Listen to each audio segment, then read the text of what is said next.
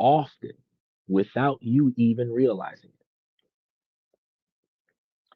it. If you've ever had a nagging doubt about a great partner after a chat with a friend, or felt torn between family's wishes and your own happiness, tonight's show exactly for you.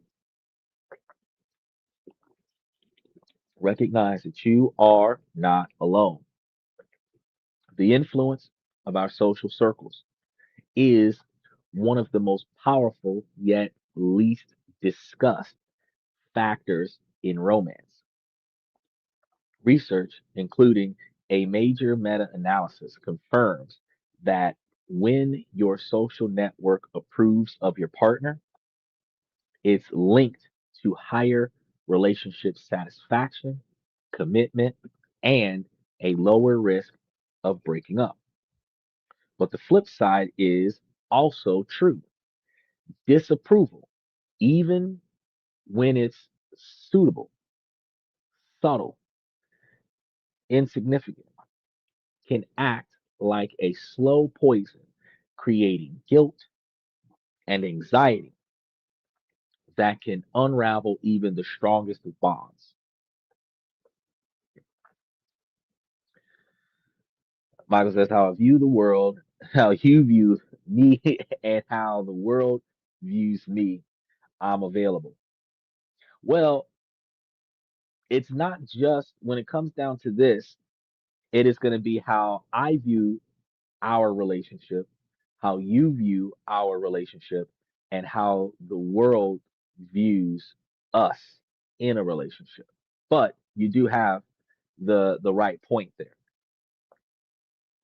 And one of the reasons why in Eastern countries, uh, on the eastern side of the world, that the relationships are a lot more stronger is because they're more close knit environments, that they're more family oriented ecosystems. The entire city, state, culture is family oriented.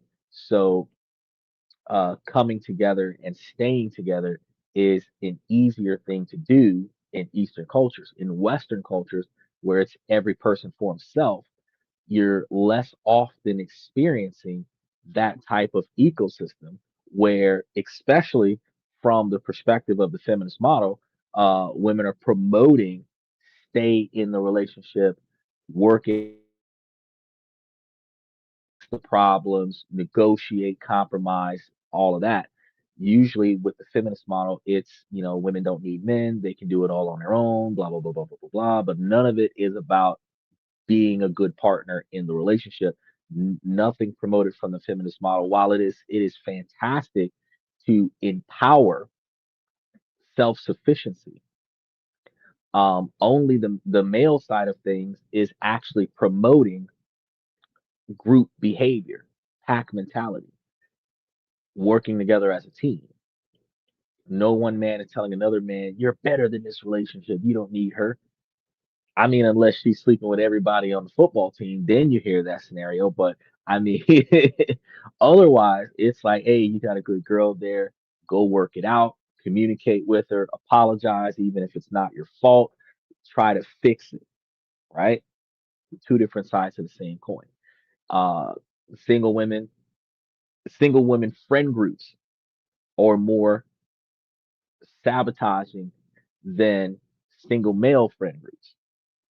Because while single male friend groups will say, hey, let's go out, and what happens in Vegas stays in Vegas, single female groups are more prone to saying, yo, man, ain't you deserve better. You could do this all by yourself. And they plant the seeds that you didn't make the right choice with the person that you chose, and then encourage you to look for something else. Now, over time, this wears down on a relationship.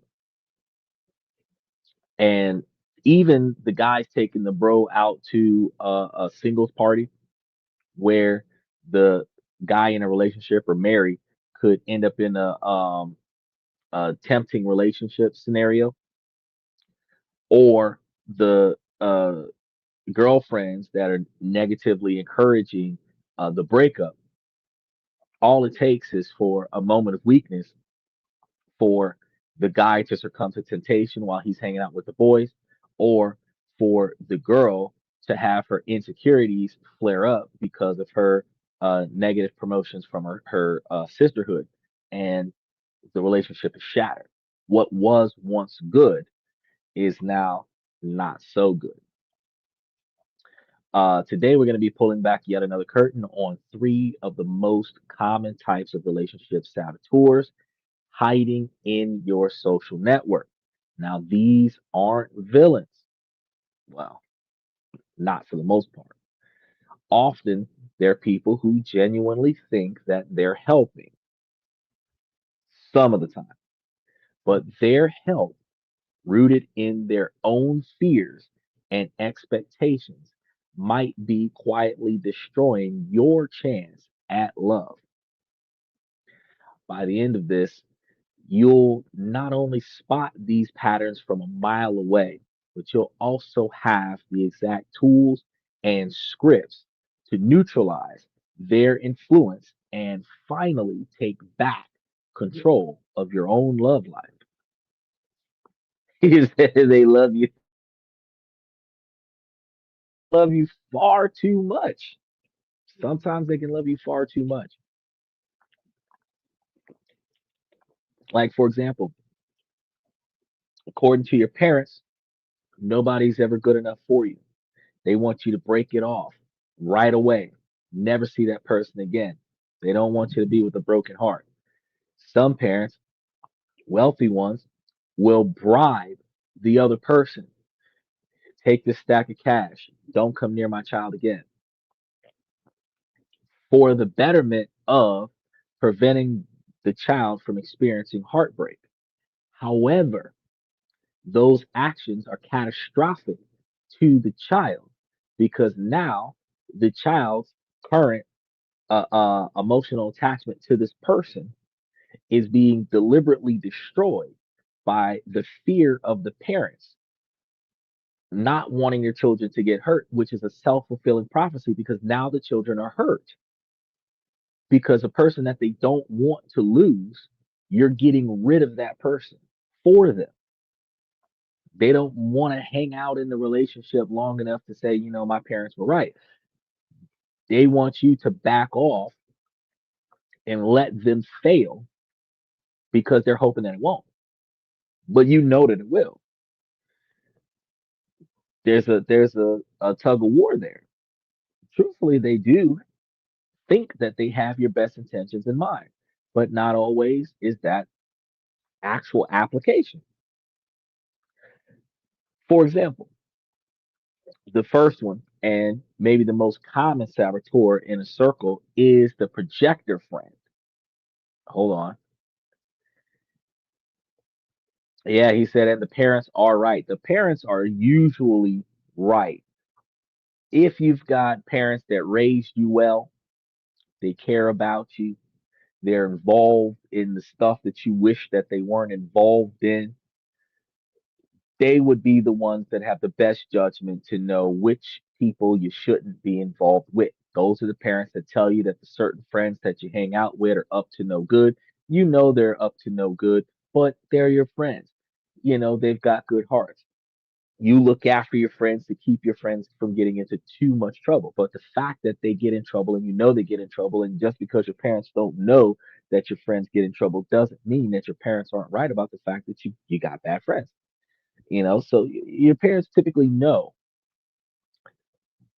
but blind faith in your parents can also be a problem too. And we're going to be talking about that later on in the show.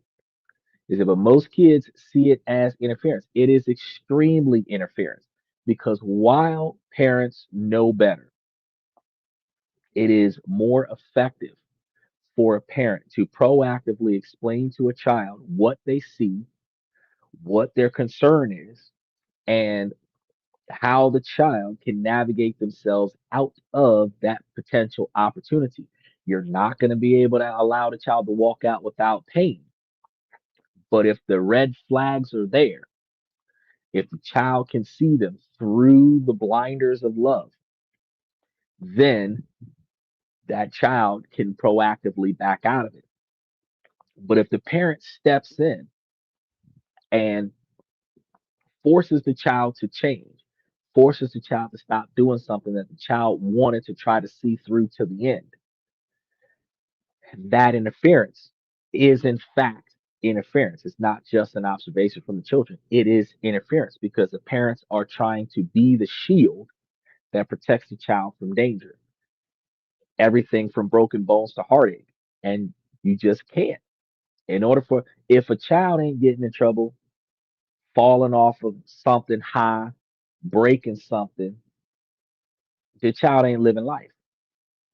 Most kids in the 70s and 80s, 50s and 60s had the best childhoods, and those children have scars as an adult, physical scars, not emotional scars, from getting out there living life to the fullest. The most negative emotional scars that the children have from any generation is directly from the household. So get out and go live life. I'll tell you what you shouldn't do. And then after you go and do it anyway, certain things I'll try to help you out of. But other things, I'm not accepting collect calls that don't visit on Sundays, and I'm not putting no money on your canteen. Just letting you know. So proactively recognize that you put yourself in a certain situation. I am not about the bail bondsman you write out, bro. If you do not get a not guilty, if they do not release you on your own recognizance and let you sign yourself out, I will see you in 5 to 10. It ain't that I don't care. It is that I warned you that that would be the outcome of the decision that you're about to make. Is that being a kid is we're rebellious. Well, rebellious children are. I'm going to step on this real quick. We were not so much rebellious as we grew up in an era where do as I say, not as I do was the parenting style. And we were also taught by those exact same adults to be responsible about our shit. And we were taught to be knowledgeable about what we're supposed to know. Do what you know is right. You know what I'm saying? So, how are you going to teach me to do what I know is right and then follow that up with you're okay to do it wrong because you're an adult? I'm not okay to do the exact same thing that you're doing because I'm not an adult. And to top it all off, when nothing makes sense, we leave it at because you say so. Now, that is where the rebellion comes from. The rebellion comes from once a child gains a certain level of knowledge that doesn't necessarily come from the parent, that level of knowledge compels the child to make a decision different from the direct command of the parent. That's the rebellion. The thing is that parents very rarely explain the cause and effect, the long-term negative impact. A lot of decisions have the same negative impact, and the children don't want to hear the same consequences over and over and over again. But the immediate short-term negative impacts are the ones that are different in most scenarios. And as a parent, if you're explaining to the children how this could go sideways, the best case scenario, you have a good time, you have a thrilling scenario. Worst case scenario, all of the other catastrophic failures that have come about from that. And what a parent doesn't do these days, and I think that they should start proactively doing this. When these red flags come up, these are the moments before it gets too serious, before the situation gets too thick. Even though I told you not to go out there, if you call me before it gets beyond your control, then I can get you out of it before you're in a situation that is up to the sake of a judge. I can come and get you out of it before you end up in a shipping container in the middle of the Atlantic Ocean. I can get you out of it before somebody's being rushed to a hospital. See what I'm saying? Michael says, and we're gonna poke fingers in it. Yeah, we're gonna be poking our fingers in this all night long, and it's gonna lead to resentment. But yeah, that's what we had: broken arms. I got scars all over the place: broken arms, jammed knees, thrown from the horse, etc. Bro, we had jeans because they were durable, and we had ripped jeans not because we bought it from the grocery store that way. We had ripped jeans because we did something that ripped our jeans. And typically, where that rip is in our jeans, we usually had a scar on our leg about the same size as the rip in the jeans. These days, the kids don't know nothing about that because they're so sheltered that they live life through their video games. So they buy ripped jeans from Walmart and Forever 21.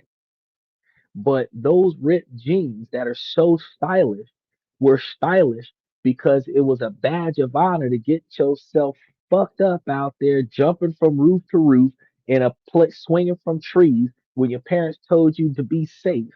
You'd have flipped off your bike doing stunts like Tony Hawk Pro Skater, diving off of railroad tracks into canals, rope swinging into ponds and stuff, and you'd have ripped your clothes. The ripped jeans used to be a badge of honor back in the day. That's not what we've got going on right now. So, it's a whole nother time. But with that, we have to understand that sometimes the best intentions comes from a place of fear that negatively impacts our ability to be successful.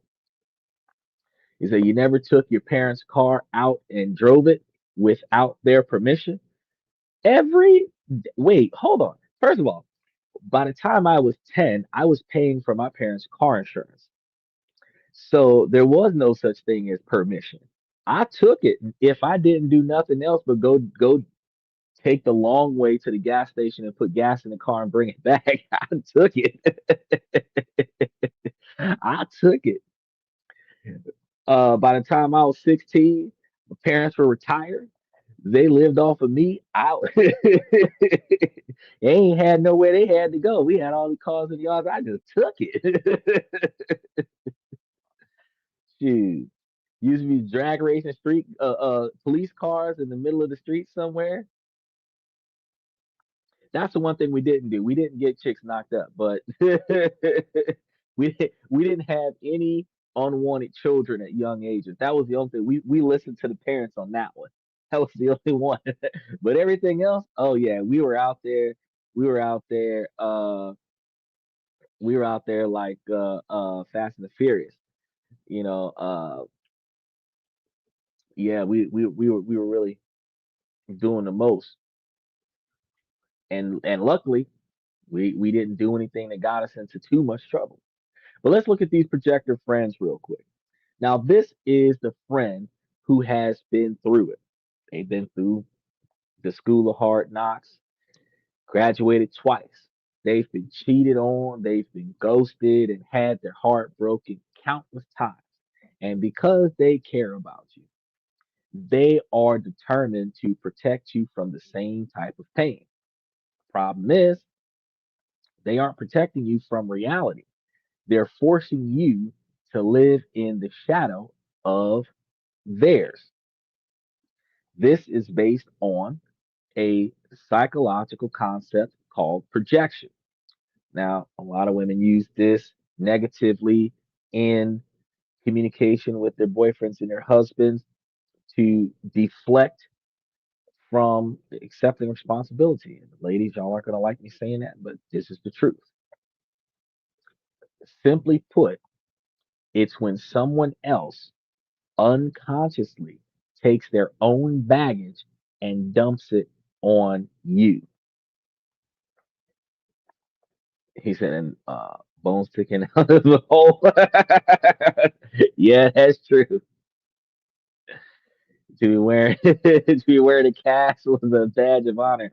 I I had a broken foot and a broken arm. I had a cast on one side and a cast on another side. I was driving a stick shift. I was out there with the church after the motorcycle crash, boxing with two casts on and doing a gauntlet, as a matter of fact. So I had boxed 10 different people in the same evening, stepped in a hole, sprained the other ankle. So while I was relying on one foot to stand up, that's the foot that I messed up that day. So I had no feet left. So when the event was over, I was driving back to the house with one hand. So I'm trying to shift gears and use the clutch and the gas pedal with the same hand that was shifting the gears to drive myself back to the house because I couldn't use the cast and I couldn't use the broke foot.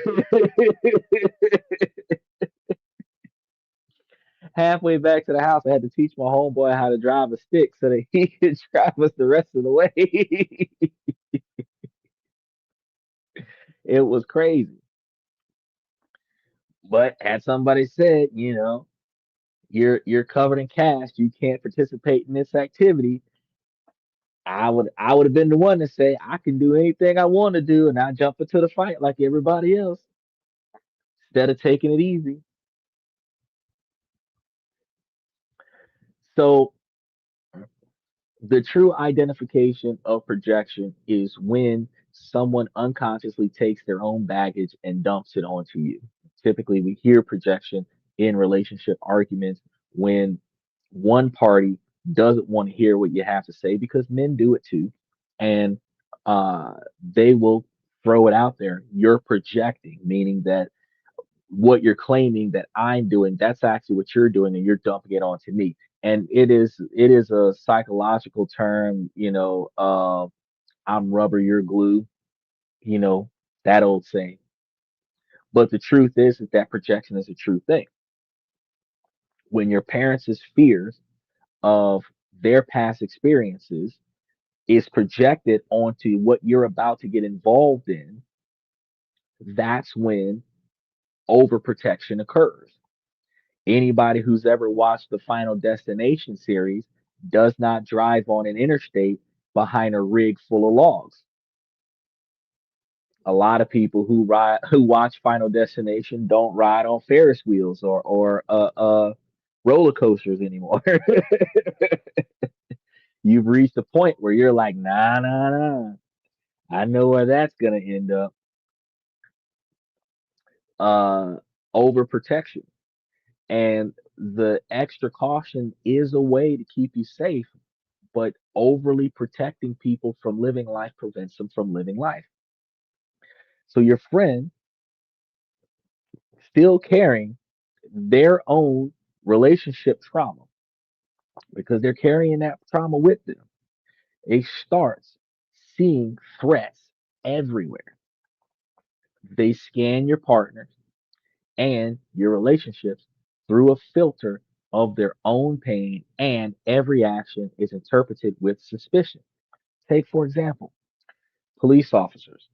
Nothing bad about you guys this time around, but I'm just going to say police officers or military agents or whatever. They experience the worst of the worst people more often than anybody else.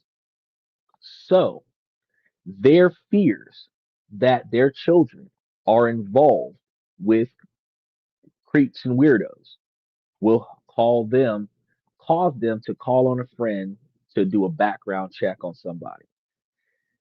Their experiences with numerous quantities of terrorist attacks would cause them to put their kids in a high security school. The more chaos that they experience in the workplace, the more overprotecting they are of their children because they know the worst parts of life because they see it every day on their jobs. And because they see it every day on their jobs, not once a month, not a couple times a year, especially if they're a homicide cop, that means like every day somebody's dying. So they're overprotective of their children. So they're scanning everything. with the most suspicious mind frame. And let's make this real. Because if you start dating someone new and that person is great to you, attentive, kind, communicative, one night your partner says they're grabbing drinks with some old college friends and they're going to be home late. You're fine with it. You trust them. But then you tell your projector friend immediately, their face changes. You can feel the concern, starting to regret you said anything. They'll say something like, "Oh, drinks with an old friend? Are you sure you know who they are?" My ex used to say that all the time, and it turned out he was meeting someone else. I'm just looking out for you. You deserve 100% transparency. This is what they'll tell you, right? And just like that, a tiny seed of doubt is planted. The advice is disguised as wisdom born from experience, but it's not about you or your partner. It's about their ex and their fear. They've wrapped their trauma in a bow and handed it to you as a gift of protection. And now their anxiety is becoming your anxiety. This is where the trouble starts. One comment might not do much, but it's never just one comment, it's a pattern. Your partner's text is a little less one day or absent completely. They might have forgot their phone. Phone could have died because they forgot to charge it. They're not responding to you. That same friend says, that's how it starts. They'll pull away slowly. Be careful. Your partner has a different opinion on something. That's a huge red flag. You're not compatible. I saw this with my last relationship, and it was a disaster. Over time, these warnings build up, creating a background hum of anxiety in your relationship. And you're going to start to question things that you never would have before. That's right, people in authority. You might find yourself becoming more suspicious, checking in their social medias or asking for more reassurance than you usually need. I'm not doing that. You don't trust me. We need to reevaluate this relationship. My intention is to grow old, really old, and then die with you. So if you don't fuck this up, we will be fine. That is my reassurance to my partner. If you don't fuck this up, we will be fine because I ain't doing shit. Now, if you don't believe that, we need to reevaluate what you are doing because guilt is the first projector of infidelity. So before you start wondering, am I being faithful and am I being loyal? The question is, are you being faithful and loyal? Because if I'm not doing nothing wrong and you weird and you investigate me, that gives me red flags about you. He cheating. That's what they're gonna say. That's what they're gonna say. He cheating. And you're no longer reacting on your partner's actions and behavior. You're reacting to the ghost of your friend's ex. Suddenly, it's a three-person relationship. You, your partner, and your friends' unresolved trauma. The real danger here is that you end up blowing up a perfectly healthy relationship over phantom problems. You might pick a fight over nothing because your friend's paranoia has put you on edge. Or worse, you break up with a genuinely good person because you've been convinced to see red flags that aren't even there. Your friend's past has just dictated your current future. They wanted to protect you, but all they did was replicate their own relationship failure in your life. Now, both of y'all single. So, how do you handle projector friends without blowing up the friendship? It takes a mix of empathy and firm, non negotiable expectations. First, you got to learn to spot the projected advice. The biggest tells is the emotional intensity. Does their reaction feel way out of proportion to what you just told them? If you share a minor issue and they jump to the worst case scenario, that's a sign. Another clue is the language. That's exactly what my ex did. Or I've seen this move before. When the advice is more about their story than your situation, you're dealing with projection. Once you see it, you need to create non negotiable expectations. This isn't a confrontation, it's a clarification. You need a script. Next time your friend goes there, you can say something gentle but firm. You can try this. I really appreciate you looking out for me. And I know you're coming from a place of care because of everything you went through. I'm so sorry that happened to you, but right now, I need to see this relationship through my own eyes. My situation with whoever this person is different, and I need to navigate it myself. See what that does? It validates their past pain. I'm sorry that happened to you, and acknowledges their good intentions. I know you're coming from a place of care, but it also clearly reclaims your autonomy. I need to see this with my own eyes. You're setting a non negotiable expectation without making them feel unheard. Because the worst thing you want to do is to completely ignore what they're telling you, and then it turns out that they were right. Because they're not going to let you live that down. Another tactic is to reframe the conversation. When they start projecting, instead of defending your partner, ask about it. You could say, wow, that sounds like it was incredibly painful when that happened. How are you doing with all of that now? Now, this shifts the focus back to where the emotion is actually coming from them. So if you was talking about your partner not responding to the text message as quickly as they normally do, and your friends start going off the rails about cheating, stay on that topic. So how did you feel when he cheated on you? Are you doing okay with that? How have you grown a little bit? Have you been seeing your therapist? Your whole concern about your partner not responding fast enough is no longer the discussion. Since your friend brought up their past trauma, let's marinate on that for a little bit.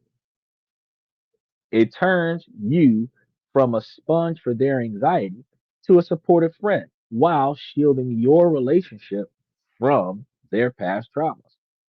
Now, next thing you can do with this one is trust your gut above all else. Recognize that your friend's perspective is just one piece of data and it's heavily biased. After these conversations, you want to check in with yourself. Ask, did I feel anxious about this before I talked to my friend? Or is this a new feeling? Learning to tell the difference between your own intuition and your friend's projected fear is how you take back control. It's about honoring the journey without letting it derail yours. Because their journey is their journey and your journey is your journey. Now, the second saboteur, because we got plenty of them up here. Don't think that I was going to stop at one. The second saboteur is sneakier and in some ways more damaging. The competitive friend. On the surface, they're your biggest cheerleader. And I've got one of these. I've got a competitive friend. They love your new partner. They're so happy for you. But just beneath the surface, there's a current of rivalry. Your romantic happiness doesn't feel like a shared joy to them, it feels like a personal loss. This usually comes from insecurity and a scarcity mindset. In their world, happiness and love are finite resources. So if you get a big slice of pie, that means there's less for them. I've had friends where if I make a new friend, the old friend gets jealous.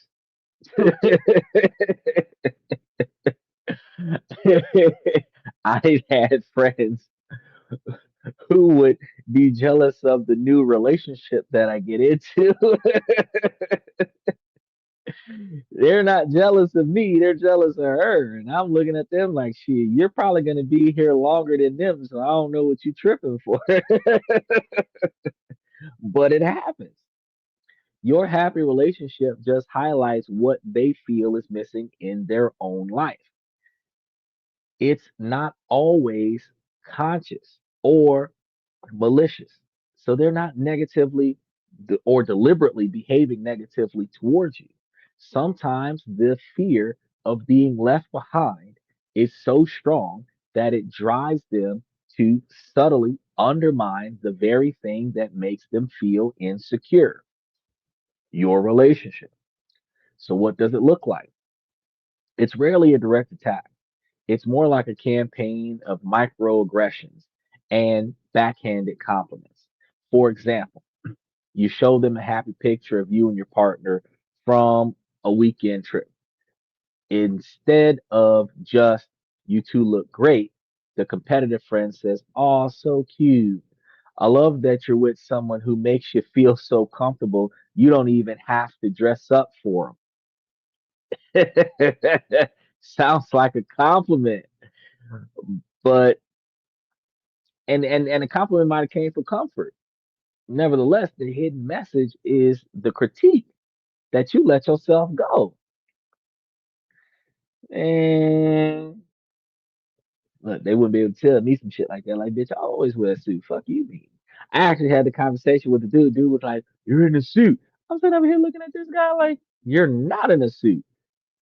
This man sitting here talking to me with look, looking like Bam Bam Bigelow from WWE. Got the torn sleeves, t-shirt on. Like he was one step away from being mankind. I'm like, what's going on here? I know this is a business meeting. I'm the only one here dressed for business. Everybody's got a regular t-shirt on. I'm the only one here with a tie on. I'm like, what kind of business meeting is this? But yeah, they'll hit you with you let yourself go. Or maybe you're gushing about a promotion that your partner just got. The competitive friend will smile and say, that's amazing. He's so ambitious. It must be tough with him working so many long hours. I hope you still get to see him. Again, it's framed as a concern, but it's designed to plant a seed of doubt about your partner's commitment. They are the masters of using concerns to deliver poison. Now, this gets amplified tenfold on social media. One Pew Research Center survey found that among partners, social media users, so couples that have social media, 23% say they have felt jealous or unsure of their relationship because of the way their partner interacts with others online. So, to be fair, social media isn't always the villain. It can be a source of support. Nevertheless, it also creates a culture of constant comparison. The competitive friend will be the first to look your couple photos up and just, comment on them. But their comments will have the subtle edge. They might write on your post, friendly, something like, finally, someone who can keep up with you, implying that your past partners were losers, while also setting an impossibly high bar for your current partner. It also implies that you had a lot of failed relationships. When if somebody starts off with finally, like it's been too long, I think the only person who can say finally in a positive fashion is The Rock. Studies have found that increased time on social media platforms can negatively impact relationship satisfaction, in part by feeding the social comparison. The agitation from this kind of sabotage is a slow burn. Each little comment is a tiny pinprick. One doesn't hurt, but 1,000 can leave you feeling emotionally drained. You start seeing your relationship through a critical lens. You wonder, am I dressing down too much? If your partner didn't say so, no. Does my partner work too much? If you're not looking for your partner and they always calling in long hours, no. Are we really as happy as that other couple my friend just tagged me in? Does that shit really matter? If you satisfied with where you at, don't worry about what's going on the other side of the fence. This is so insidious because it's almost impossible to call out. To confront them, they'll treat you like you're being crazy. They're going to retreat behind a mask of innocence. What? I was just joking. I hate that statement. I was just joking. It is a defensive tactic after they have attacked you with some stuff that they should not have attacked you with, taking shots, trying to see how much they can get away with.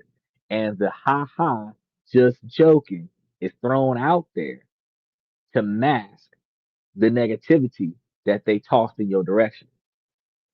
Then they'll follow up with, I'm so happy for you.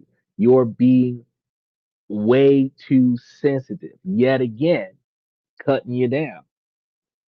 They took a shot, put the hee hee on it so that they won't get in trouble for it, and then say that you're overreacting to their negativity. No, fuck that shit. I don't like them comments. You don't make them to me. Flat out. Because they're going to flip it around and make you feel like you're the crazy one, which is the classic gaslighting tactic. The long term result is that your relationship is held to an impossible standard.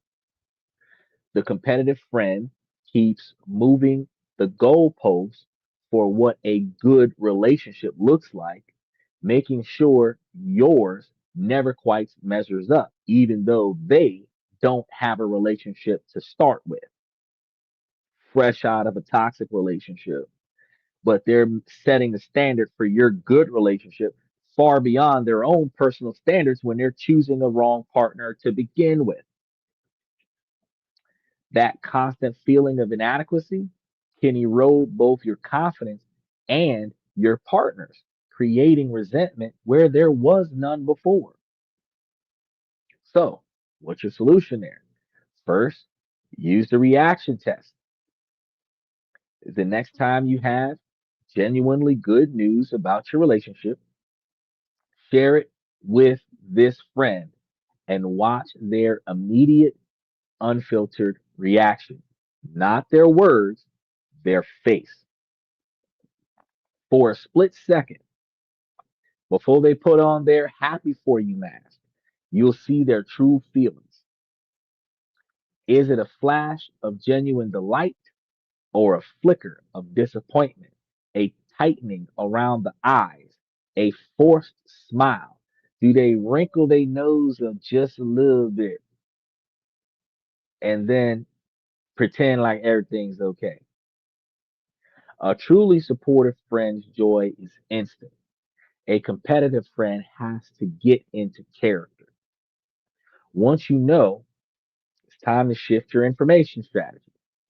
This friend can no longer be your go to relationship confidant. They've lost that privilege of knowing all the intimate details.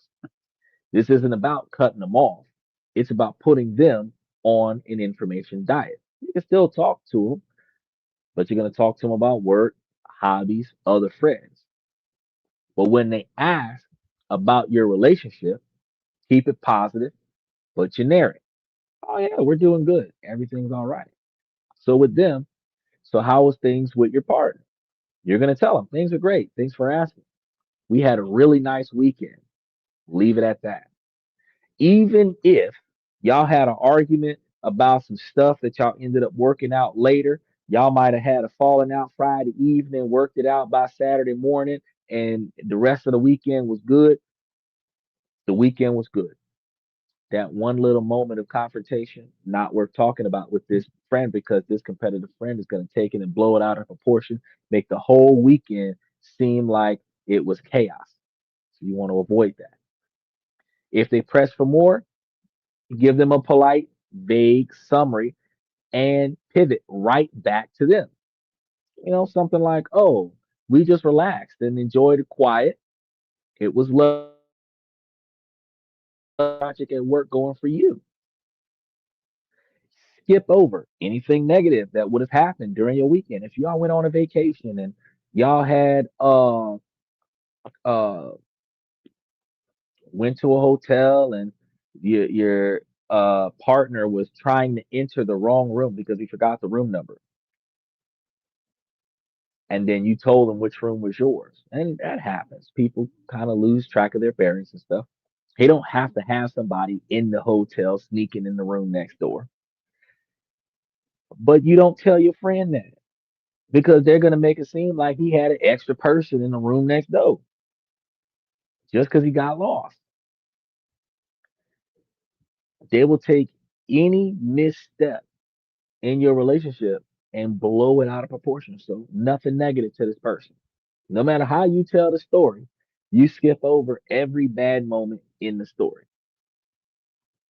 You starve them of the raw materials that they need for their sabotage because they can't twist details that you don't provide. For the more obvious backhanded compliments, you can gently call out the behavior without starting a war. The trick is to respond to their literal words with a bit of confused innocence. So for them, I love that you don't ever care about dressing up for him anymore. With you, a slight head tilt. That's a funny way to put it. What do you mean? And they're going to have to elaborate. And eventually they're going to imply that, you don't dress up as much as you used to. So what you're saying is, I need to dress up more. But then you recognize to yourself, well, I'm wearing the clothes that my partner wants me to wear. So why does it matter? My partner's happy with it. I'm comfortable in it. Those are the two key factors that need to be in your decision making. You're comfortable with it and your partner is happy with it. That's it. Now, feminist models like fuck what he feel. You comfortable and happy, even if he's not comfortable and happy, because it's all about you. But when you're in a couple, when you're in a relationship, it's also about the other person. So your comfort is highly important. It is the number one priority, but the number two priority is to make sure that the comfort of your partner is included in that. Because if you truly care about your partner, their discomfort is your discomfort. So you can't be comfortable and uncomfortable at the same time. You can be comfortable and ignore them, or you can compromise and be comfortable together. But when you question them, what do you mean? This is going to force them to explain themselves. They'll either have to admit the dig, which is unlikely, or backtrack and say, oh, I just meant you look so comfortable and happy. Either way, you're putting them on notice. You're singling out the statement and notifying them that you're not a passive target. Ultimately, dealing with a competitive friend is about realizing their behavior isn't about you at all. They're not deliberately trying to destroy you per se. It's a reflection of their own insecurity. So you can have empathy for that, but it's not your job to dim your own light to make them feel brighter. I'm going to be real. I have had plenty of friends and family where I have had to tell them, you are just going to have to get used to sharing my spotlight because my light is too bright for one person. So if you're going to be around me, you will be in the spotlight. It is what it is. So if you don't like to be on the front stage, that's too bad. I'm not even going to give you an alternative. You're going to be on the front stage. You're going to be on TV. You're going to be on the front page of the newspaper because that's where I'm going to be. And if you're going to roll with me, you're going to be right there with me. If I make it to the White House, that's where you're going to be. You're not going to wait in the car. You get your ass out the car because the press is going to come to the car anyway. I'm going to send them there if nothing else. We going to share the spotlight. I make it clear. So don't dim your light for them. Protect your joy. Choose your audience wisely and spend your energy on friends who clap for you the moment you have a good news. It's the most powerful and emotionally complicated to handle in any situation. And like we started the show with, the family loyalist. This one's going to be deep. This isn't just one person. It's everybody. The bigger your family, the larger this group is. Like I said, don't give them bullets to shoot you with. Man, you got some folks. I'm just gonna let you have the loaded revolver. You gonna feel it, and then we gonna spin it, and we gonna see if you take that shot. If it take me out, it's a 6 out of 6 chance I'm going down. One of the things I've said on this show plenty of times, because the old saying, keep your friends close and keep your enemies closer. Full transparency with your best friend is the worst thing that you can do. Your best friend that you have known since childhood needs to be on the same need to know basis as your romantic partner, if not less. One of the reasons why is whatever they did not experience with you, they don't need to know too much about it because every secret that you give to them that they're supposed to take to their grave is yet another tool that they can use to blackmail you into doing something that you don't want to do, that they can throw up in an argument in a crowd to embarrass you and degrade you and devalue you in front of the rest of your circle, that they can now with social media post about. The old saying that a secret between three people is best kept when two of them are dead is the truth. You should not tell your friend anything incriminating about you that they weren't present to experience themselves. Now, yeah, I want the kind of friend where if we both did the crime together, we're going to keep the secret. But also at the same time, there are things I'm not telling my friend because I don't want him to take that information and say it in front of a stranger who doesn't know who I am and doesn't know what my intentions are, because that changes the whole dynamic for me. Now, your romantic partner, who, especially when they live in your house, your wife, they're going to know more things about you than your friend does because your friend doesn't live in your house. But your romantic partner, there's still going to be things that you're not going to tell your romantic partner. So there's reasonable transparency, but there's also going to be some situations where you're going to keep some stuff to yourself. Mutual respect dictates that the things that you're keeping from your partner is not um, damaging to the relationship. And then the confidence from your partner is that if the time comes and when you feel comfortable with doing it, that you will explain to them what secrets were being kept and why. But until that happens, you got to chill out.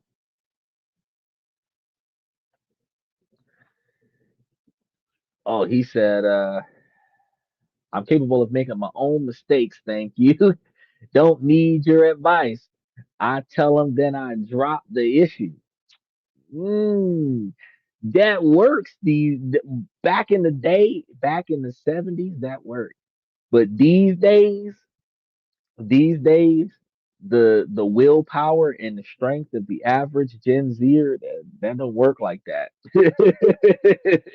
They really believe what they best friend be telling them. How we grew up together, we done been through almost the same stuff, but you trying to give me sage advice like you done been around the world and came back. Like, bro, we tripped over the same sidewalk together. We fell off the same tree branch together. You don't know no more shit than I know. So how are you trying to give me some damn advice?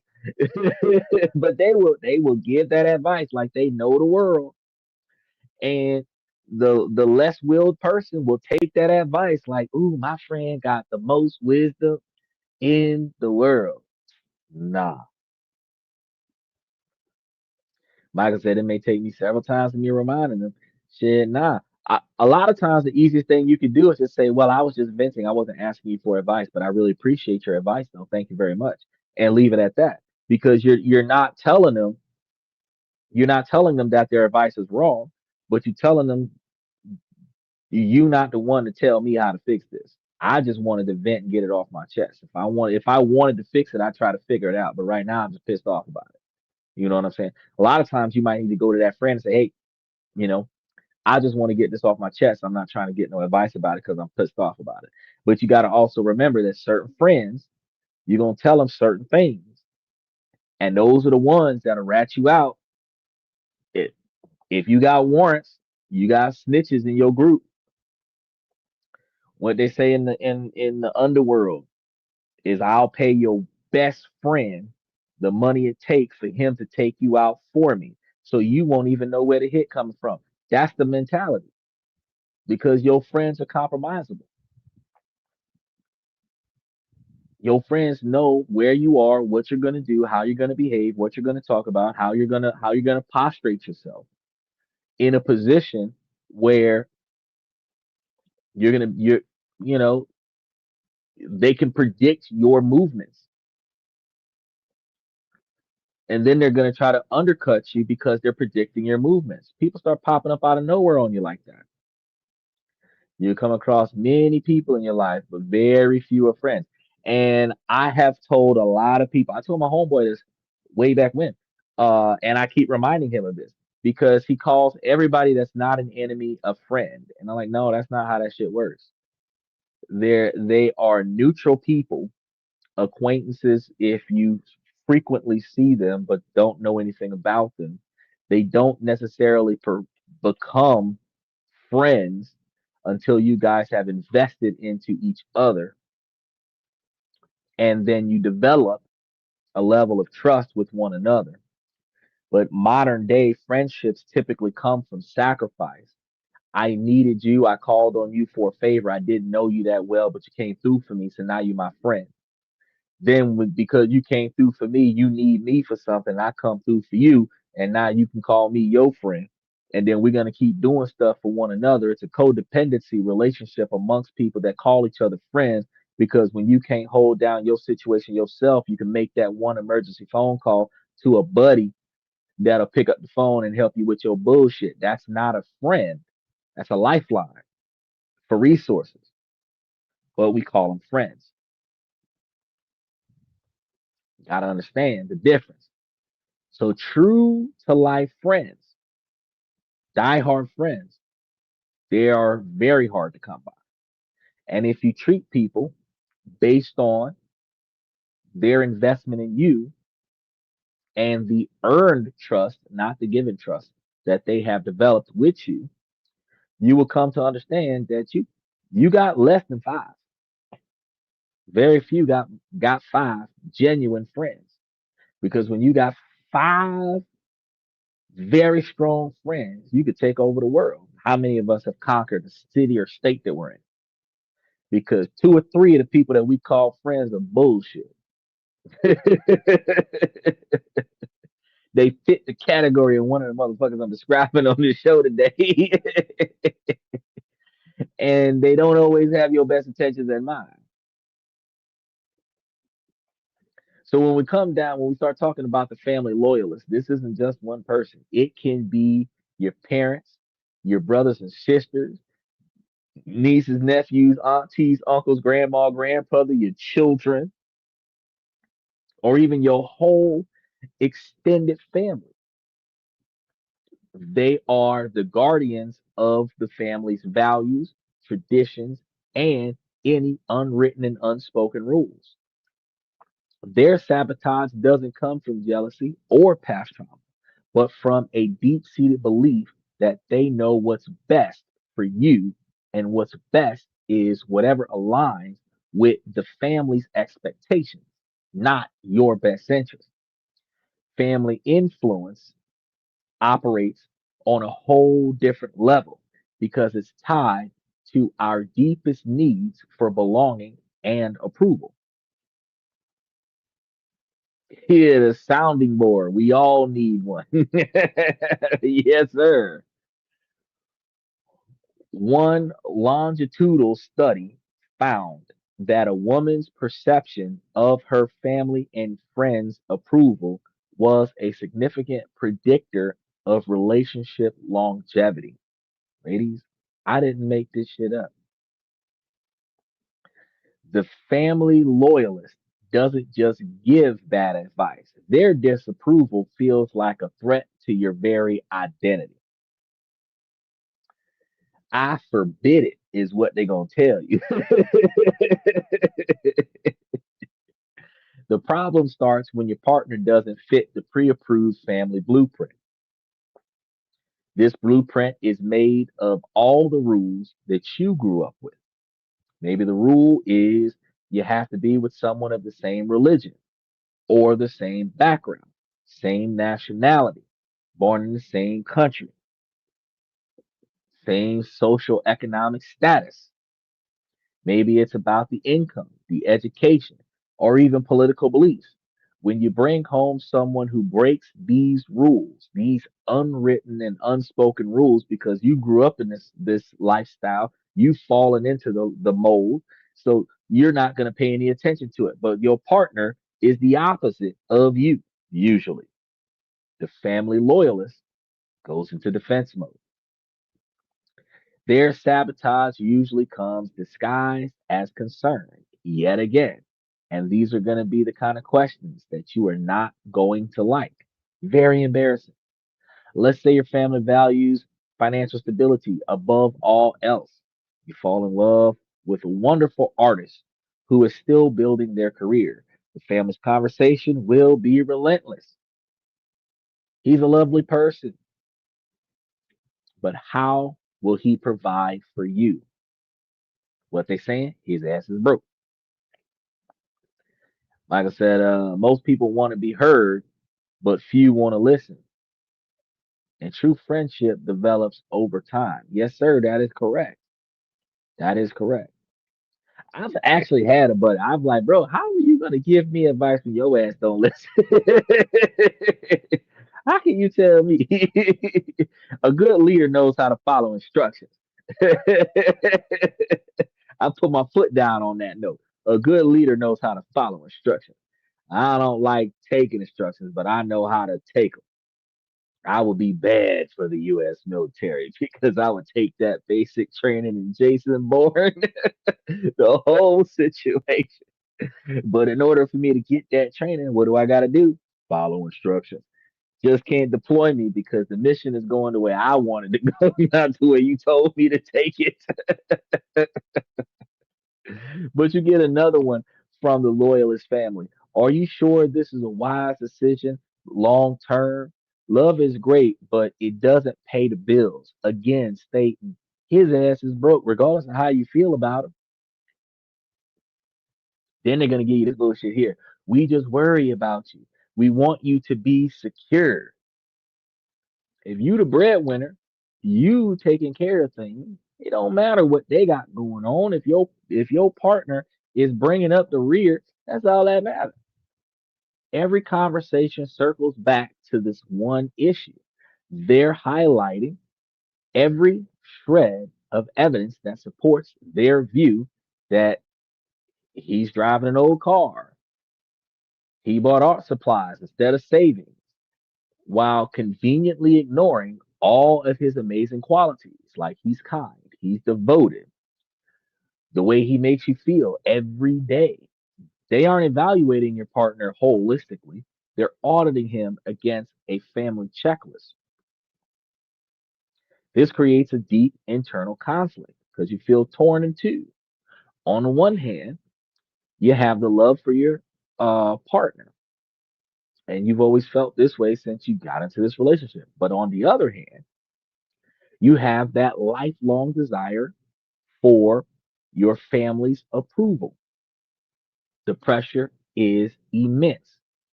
They really hope that the family likes the partner, but very rarely does that happen. You might start hiding parts of your relationship to avoid judgment, or find yourself constantly defending your partner. Eventually, you might even start to internalize your anxieties. The worst part is the pressure it puts on your partner. Nobody wants to feel like they are constantly auditing or auditioning for a role that they'll never get. Got me keep coming to all these damn interviews. When are you going to give me a job? It can breed yet another level of resentment and insecurity. Your partner's going to start believing that they'll never be good enough for your family, forcing your partner into impossible positions. The constant stress of family disapproval is a heavy burden for any relationship, and study shows that it links to decreased satisfaction and higher risk of breakup. As soon as y'all break up, the same family that caused the breakup will hit you with that I told you so. Your family, in an attempt to protect your future, is actively destroying your present happiness. So, what's the solution? This requires a strategy of a united front, clear, non negotiable expectations, and manage those expectations effectively. Okay. First, you and your partner have to be a team. So, the only way to withstand this pressure is with internal solidarity. You have to start off with an open conversation with your partner, acknowledge the pressure, and validate their feelings. You want to say something like, I know the way my family is acting is unfair and stressful. I want you to know you and I are a team. Their opinions don't change how I feel about you. So let's figure out how we want to handle this together. This transforms the problem from your family versus your partner to you and your partner versus the problem, not even your family, because your family isn't the problem. It's the bias from the family that is the problem. Learn to delegate responsibilities. Well, a lot of times learning to delegate responsibilities, well, yeah, that's part of being a leader.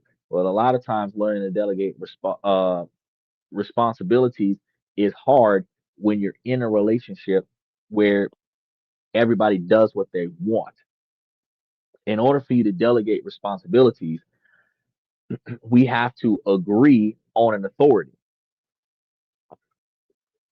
If we don't agree on an authority, we're going to have to compromise on the willingness to perform certain responsibilities, like in democracy, where we're going to flip a coin or draw straws. But if you have the type of relationship where it is a traditional relationship and the authority is either the breadwinner or the masculine one in the relationship, it doesn't necessarily have to be defined by like the man is in charge or the woman is in charge. Either the financial breadwinner is the one in charge or the one that's more masculine and alpha in the relationship is more in charge. And when that happens, the less authoritative word falls into place. Then delegation can occur. But if you have um, reasonably balanced contributors and reasonably balanced authoritative attitudes, you might have a conflict of interest if you don't agree on something. So delegating is not going to work because you might delegate and they might say, well, who are you telling me what to do? Why don't you do it? So then you have to rationalize with them why it is more convenient for them to take on the task than you. You move in with them, you move in with the ones that you tolerate. You don't move in with them because you feel happy with them and you love them and this, that, and the third. You move in with them because it is convenient for you and it benefits you, not them. And I know that that sounds selfish, but the fact is that you move them into your house when it benefits you, and you move into their house when it benefits you. And that's going to be for both sides of the fence. So if you're the person that wants to make the move, the other person is going to want to look at their life and see does it benefit them to have you in it that much. And likewise, if you're being asked to move in with them, then you have to evaluate your life and determine if that's going to benefit your life. Yeah, he's right. Remember to like and subscribe. Make sure that you guys hit that notification bell as you're watching the show tonight. We're about halfway through. We're almost done wrapping it up. Second, you guys must set and enforce these firm, non-negotiable expectations for behavior with your family. Do it calmly and respectfully, but with absolute clarity. The goal isn't to change their minds. You probably won't. You're probably not going to change their minds, but to stop every conversation from becoming a referendum on your partner's worth, you need a script for this. The next time they start saying, Mom and Dad, I know this is coming from a place of love. Soon as they start up with the bullshit, we've talked about it and I've heard you, but my partner is my choice and I'm very happy. I'm not willing to have conversations that criticizes them anymore. And I love to talk about anything else, but this topic is now off limits. And then this is the important part. You have to enforce it. If they bring it up again, you follow through. I said I'm not going to discuss this anymore. If we can't say change the subject, I'm going to have to go. Then you politely end the call, leave the room, leave the house, whatever it takes. And it will be incredibly hard the first time you do it. But when you do it, it teaches them that your non-negotiable expectations are real. He said, write a contract, keep conversations open. Then you're not the leader. Well, if you got a contract, that'll work too. That you have marriage contracts, you have girlfriend contracts, dating contracts, where you guys can set the ground rules in writing so that you can always go back and reflect on them, which allows you guys to remind each other of the fundamentals of the relationship. I would have you to get the contract, scan it into a computer, put it on a PDF file, and then you can pass it back and forth when things aren't going the way it's supposed to go. Line 78, we agreed that you would do X, Y, and Z, or we agreed that I would do X, Y, and Z. Why is it not going that way? Again, we're not telling each other, hey, you're fucking up. We're saying that we agreed that we were going to function a certain way together, and we're not functioning that way. How do we get back on track? A contract is a great idea. Is that she's bigger, she'll kick my ass. Look, what day they said off a Friday? Somebody come get baby D.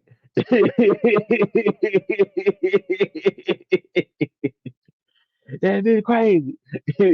She was trying to hit me with a brick till I gave her a donut. Somebody come get this bad bitch off of me.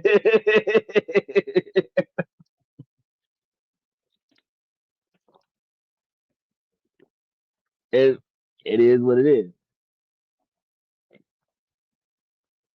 Once you start showing them that access to your conditional uh, uh, respect, they will have no choice but to respect it.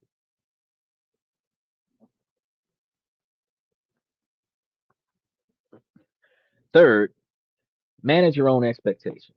You have to let go of the fantasy that your family will have a sudden change of heart and embrace your partner. They don't ever have to like your partner. They just have to respect you enough to not mistreat your partner when your partner shows up. And that means that even when you're not present, that they are not to disrespect your partner for you. So it might never happen that they like them. But your peace will come from accepting that reality and separating your happiness from their approval because your goal is not conversion, it's peaceful coexistence. We're not trying to assimilate everybody like the board, but we do want to exist on the same ship together like Star Trek. So this might mean adjusting how you see your family for a while. Maybe you see them alone sometimes to maintain the connection without putting your partner in the line of fire. It's about finding a balance that protects your primary relationship. Remember, you are the architect of your own life. So while you can honor where you come from, you don't have to live there. Choosing your partner is one of the biggest decisions you'll ever make. And that choice belongs to you and you alone. Your family had their turn to build their life before. Now it is your turn to build yours. He said, I came in eighth place in chess this week out of 100 players. Congratulations. You're kicking butt. I had a buddy of mine that I was playing chess with this week, and looks like my winning streak has begun again. And I'm going to try to give another 13 undefeated wins before I let him get another victory in. I'm going to be meticulous about my moves. But congratulations on that win. Uh, Now that we've exposed the three primary ways that your social network can sabotage your life through projection, competition, and family loyalty, you might be starting to recognize these patterns. Seeing these external forces is the first crucial step, but often these external patterns show up because of our own internal ones. Maybe we have a people pleasing habit that invites unsolicited advice, or a fear of success that attracts competitive friends. If you're ready to take the next step and understand not just how others are sabotaging you, but how you might be unconsciously playing a part. And this is one of the things that I tell you guys is that it is not just other people. It is not just everyone else's fault. Sometimes it is the things that you do to contribute to the situation. Knowing your own patterns is the key to breaking the cycle of negative involvement. So, hold on a second. He said, line 78, sex will be performed on a day ending in Y. That's every day, bro. That's every day.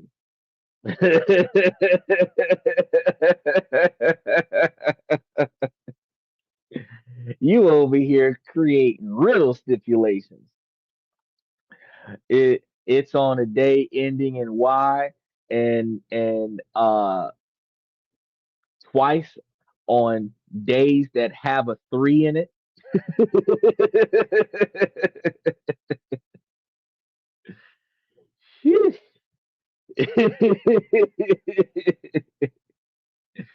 Now we've just pulled back the curtain on the forces quietly trying to steer your romantic destiny.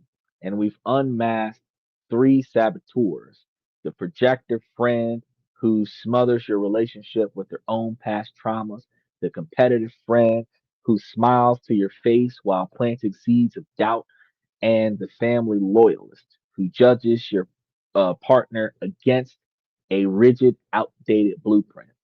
In every case, the motivation might look different: projection, envy, tradition, but the result is the same. They create doubt, anxiety, and conflict that erodes your relationship from the outside in. They make you question your own judgment and your own happiness. They turn the sacred space between you and your partner into a crowded room filled with ghosts of exes, rivals, and general expectations. He said, my captain, my captain. The core lesson is this: you can't build a healthy future with someone if you're letting other people drag their past into your present. I've told you guys on the show plenty of times before that your past can destroy your present, which prevents you from enjoying your future. You do not need to let negative decisions from the past destroy your future. In your present, you're supposed to be allowing the decisions that you make in your present to dictate your future. So you're supposed to be working to making your later greater. So every decision that you make today is not for what's going to happen in the afterlife. It's going to be for what's going to happen next year, what's going to happen in 5 years, where you plan on being in 20 years. That's what you're trying to work on. Not what happened 10 years ago, not what happened 25 years ago, because that's already done and over with. Why you still remember it, I don't understand. But you can't change it and you can't fix it. What you can do is move on from it. The core lesson is that you cannot build a healthy future with someone if you're letting other people drag their past into your present.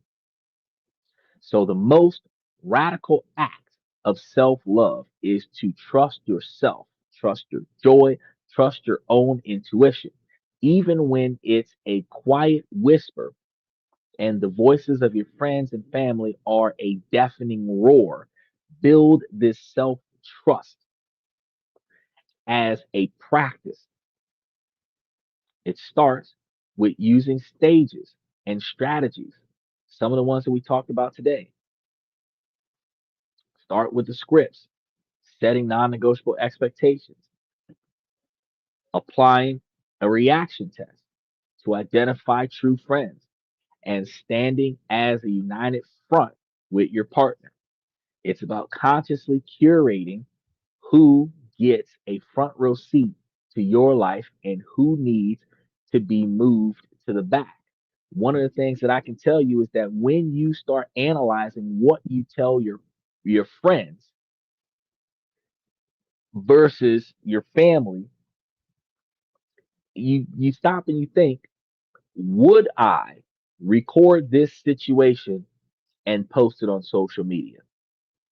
If the answer is no, then you shouldn't have that conversation with your friends and you shouldn't have that conversation with your family. You need to talk to somebody. Go talk to your pastor, your priest, your bishop, your therapist. Talk to a third party not involved directly in your social group. And I'm going to tell you to travel. I'm not going to tell you to go to the one right up the street because some cities and some neighborhoods are so small that the therapists know everybody business in that neighborhood. You want to go to a different city. You want to go to if your city, if you got a small city and you can drive from one city to the next, you want to go to two cities down.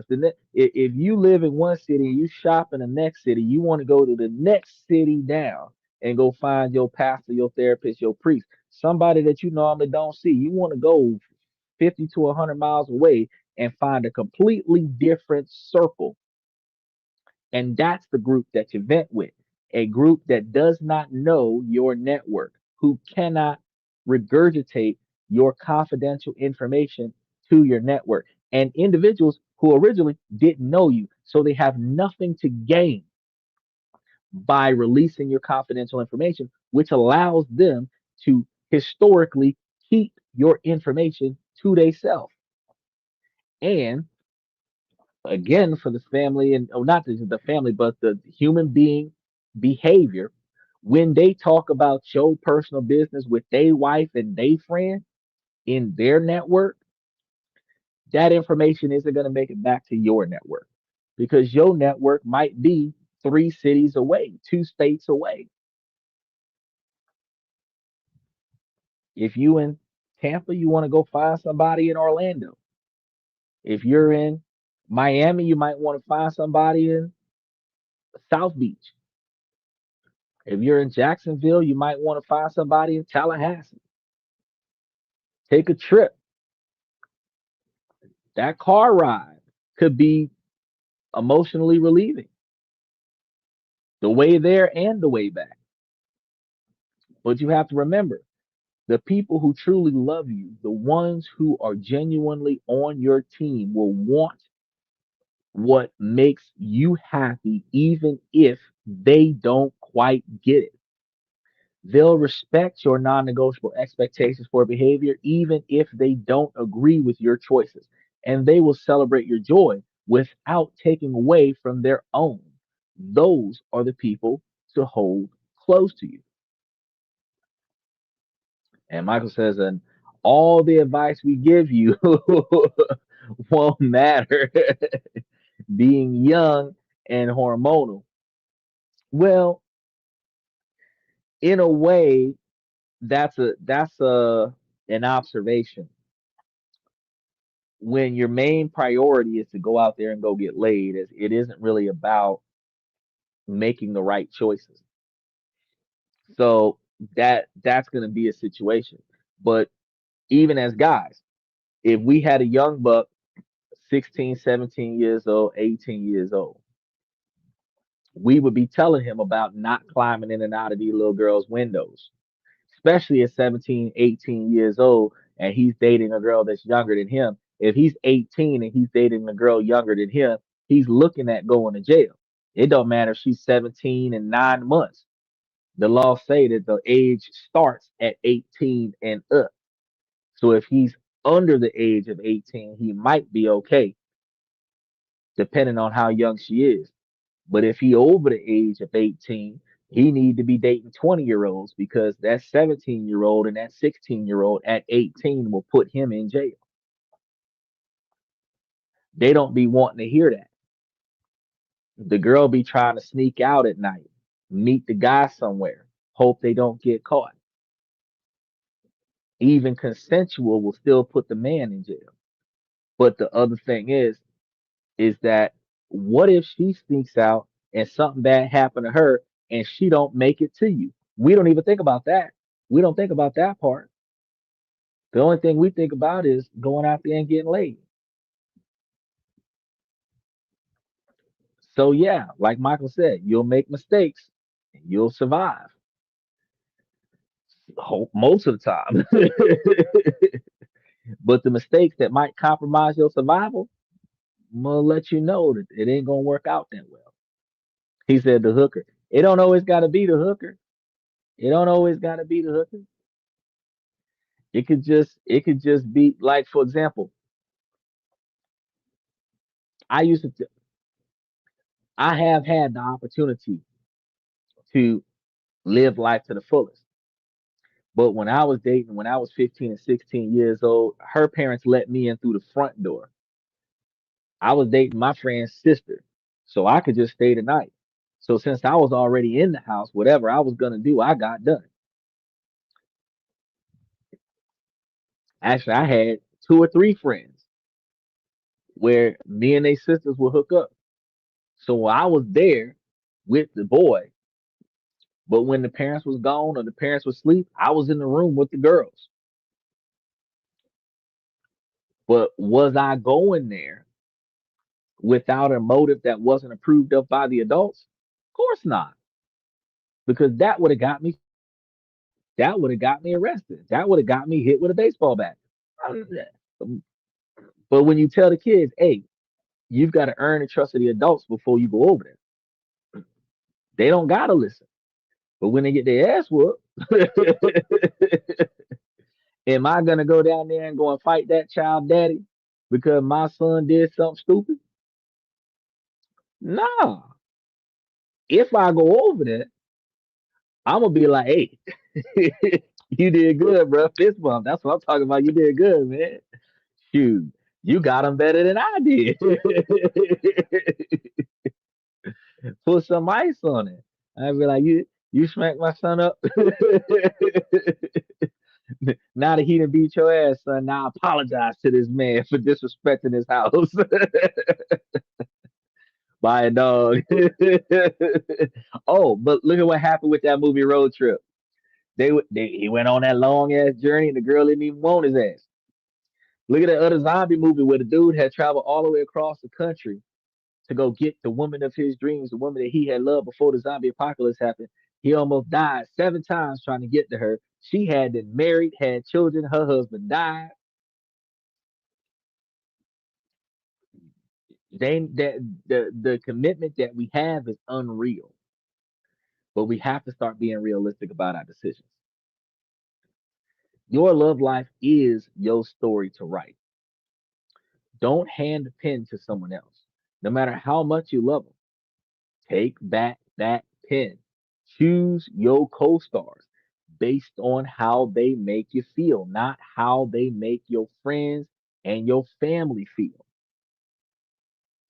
The power to create a love that is unapologetically yours begins in your hands all along. So you are the one that's supposed to be able to create this story, not them. He said a rite of passage. And now, after everything that we gave you guys today, y'all have enough information to know how to protect it. So, look at that, 2 hours in. I want to thank you guys for coming to this and that. First, I'm going to say, ladies, as long as the situation doesn't make sense, I'm going to keep asking you, ladies, to make it make sense. So, ladies, please make it make sense.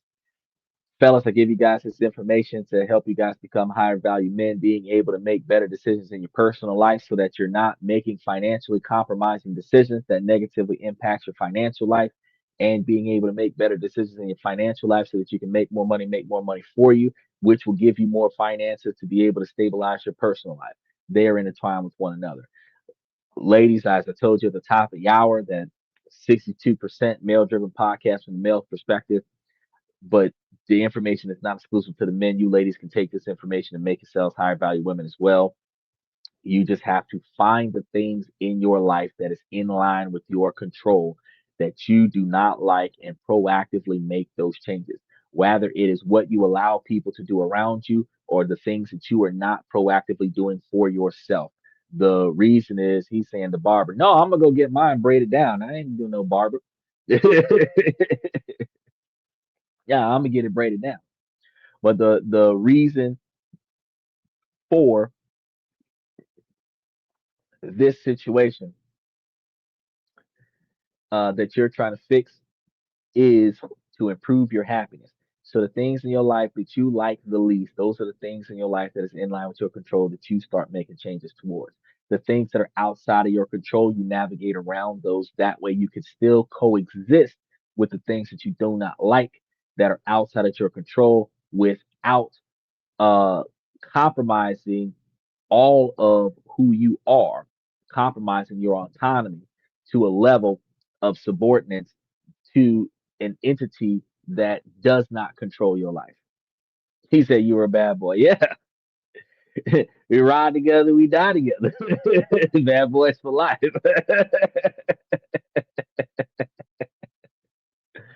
So, with that being said, tomorrow is Sunday.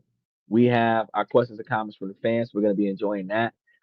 Make sure that you guys take that opportunity, if you haven't done so already, to hit that like and subscribe button and hit the notification bells because we have shows scheduled throughout the next week, all the way, I do believe, up until next week, Sunday. So you should be able to enjoy everything that we've got coming up. I do believe Tuesday's the only one I got to put up for this week, but we're going to have that up there later today, early tomorrow, something to that effect. So you should have the next 7 days or 8 days accessible to you by the end of this weekend. So make sure that you hit those notification buttons. I really appreciate y'all for coming to tonight's show. Special shout out to Michael, Steven, Danny Steffen, Mr. Pibbs. I'm your host, Xander, where we talk about this, that, and everything in between. And I'll see you guys tomorrow night. Like I normally had the button queued up.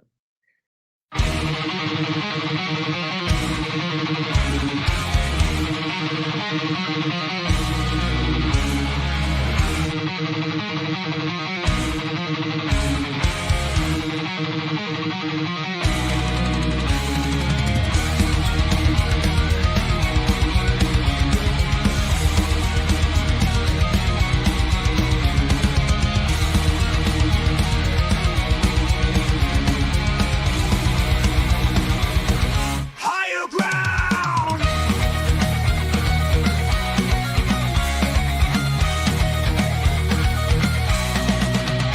Used to chase validation, now I validate